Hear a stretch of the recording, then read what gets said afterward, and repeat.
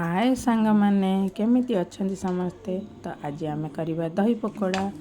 तो से आम प्रथम पकोड़ा रे पियाज हल्दी लुण गोटा जीरा लंका रसुण दे तो हल्का पानी दे आलू पकाई गोलाई की रखिनबा। तापर आम दही रे अल्प बेसन आ लुण हल्दी गोलाई भलसे गोलाई दबा आ ताको साइड करके रखिबा।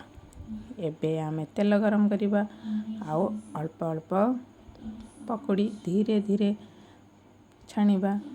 तो देख मु छाणुची तो से टिके हो साइला परे ताको लौटाई दबा। एमिति करी सबू पकोड़ी के मु धीरे धीरे छाणीदेली।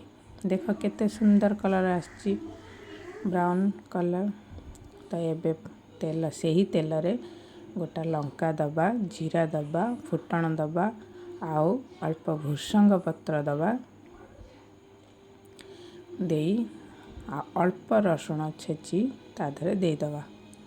ताको टिके गोलाई दबा।